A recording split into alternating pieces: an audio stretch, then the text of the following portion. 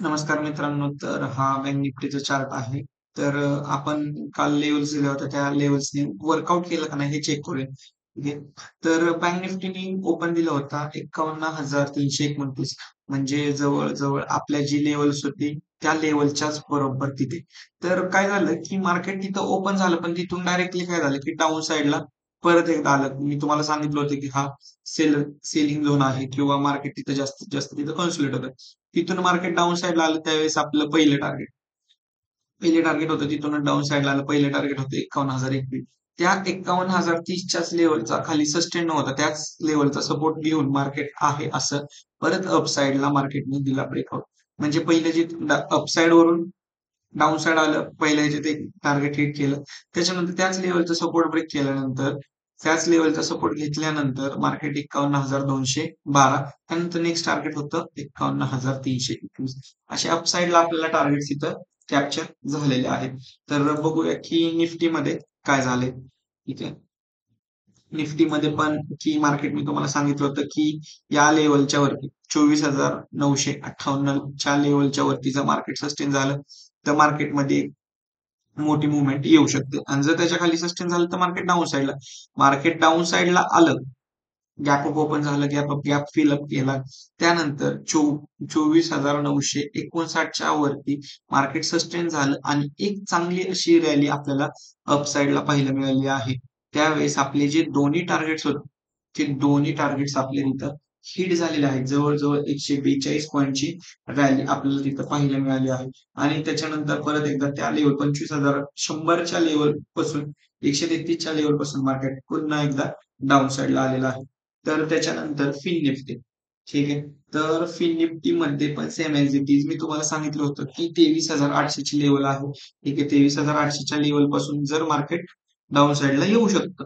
तर तिथून market down साइडला आलं त्यावेळेस आपलं पहिलं टार्गेट होतं ज्यावेळेस 23,736 ची लेव्हल ब्रेक झाल्यानंतर पहिलं टार्गेट होतं 23,617 म्हणजे जवळ-जवळ एक 100 पॉइंटचं आपल्याला तिथे एक आरामात टार्गेट काय झालं, कॅच करायला मिळालेलं आहे. आणि त्याच लेव्हल खाली जर सस्टेन राहिलं तर मार्केट डाउन साइडला येऊ शकतं. पण मार्केट काय तिथं सस्टेन राहिलं नाही.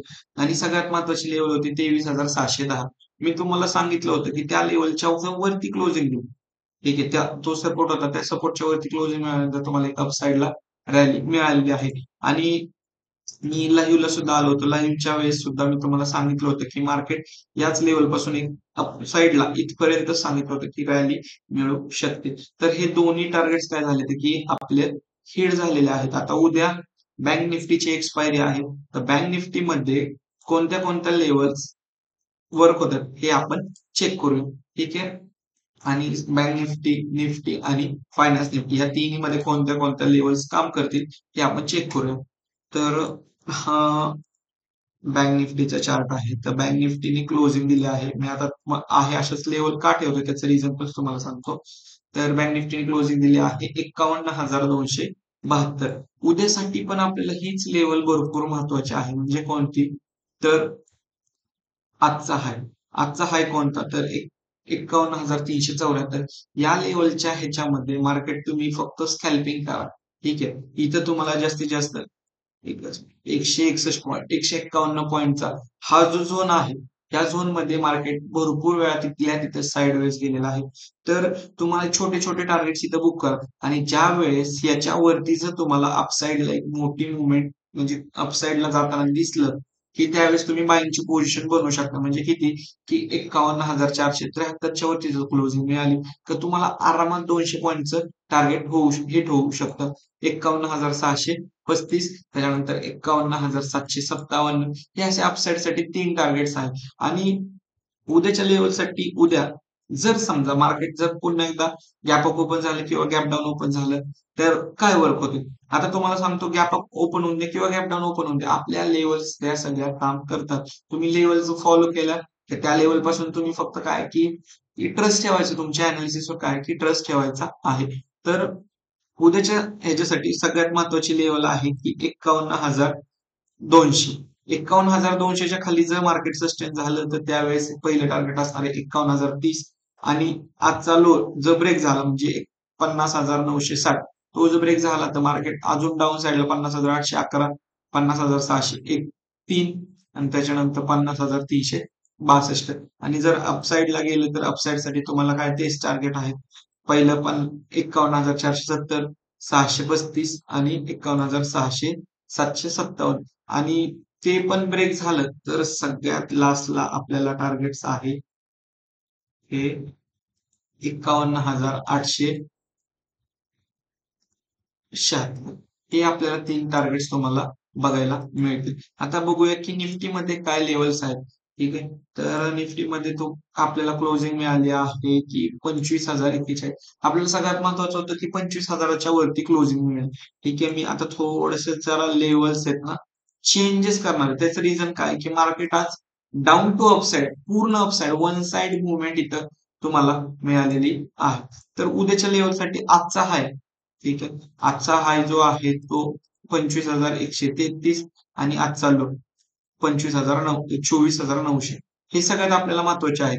आता आज मार्केटचे क्लोजिंग झाले आहे ते सपोर्ट वरतीच क्लोजिंग झालेलं आहे. म्हणजे काय तर 25,047च्या वरतीच क्लोजिंग झालेलं आहे. जर 25,047च्या वरती जर मार्केट अप साइडला जायला भेटल तर त्यावेळेस आपल्याला पहिलं टार्गेट असणार आहे 25,133 नंतर 25,200 आणि त्यानंतर तिसरं जे टार्गेट असणार आहे ते असणार आहे आपल्याला 25,261 हे असे अपसाइड साठी टार्गेट्स असणार आहे. पण कधी ज्या वेळेस हाय ब्रेक होईल त्यावेळेस आणि जर समजा हा एक स्विंग लो दिला होता म्हणजे जिथं मार्केटनी सकाळी ओपन झालं होतं आणि तिथून हाय दिला होता तो म्हणजे काय तर 25,012 ठीक आहे. किती 25,012 25,012च्या जर खाली मार्केट एक सस्टेन राहिलं बघा मी काय म्हणतो 25,012च्या खाली जर मार्केट सस्टेन राहिलं तर तुम्हाला पहिले टार्गेट भेटणार आहे की 24,959 त्यानंतर सेकंड टार्गेट मिळणार आहे की 24,870 आणि त्यानंतर टार्गेट मिळणार आहे की 24,803 असे आपल्याला डाऊन साइडला 3 टार्गेट्स आहेत. डाऊन साइडला मी खालच्या लेवल डिलीट करतो. जर मार्केटमध्ये मुवमेंट झाली तर तो येऊ शकतात. अप साइडला बघा मी ह्याचा कलर सुद्धा चेंज करू त्याचा रेड कलर हे मेजर लेवल्स आहेत आपल्याला उद्याच्या मार्केटसाठी की कोणत्या की 25,012 आणि 25,133 आणि आताची क्लोजिंग ह्याच्यावरती जर क्लोजिंग दिली 25,100च्या वरती जर मार्केटने क्लोजिंग दिली तर अपसाइडला तर 100% जाणारच आहे. ह्या वर अपसाइडच्या आणि डाऊन साठी लेवल्स आहेत ते. आता त्याच्यानंतर आपण फिन निफ्टी मध्ये बघूया की काय मुवमेंट येऊ शकते. मार्केट डाऊन साइडला आलं त्याच्यानंतर अप साइडला आलं.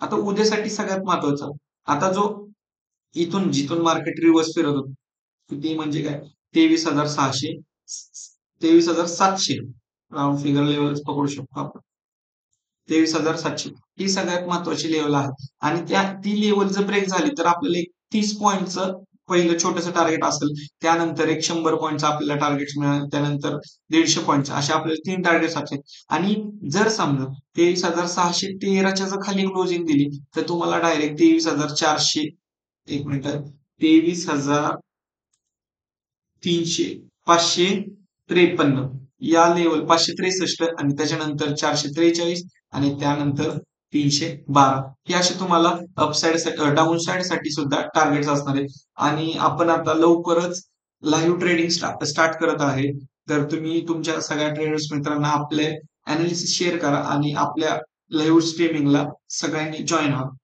थँक्यू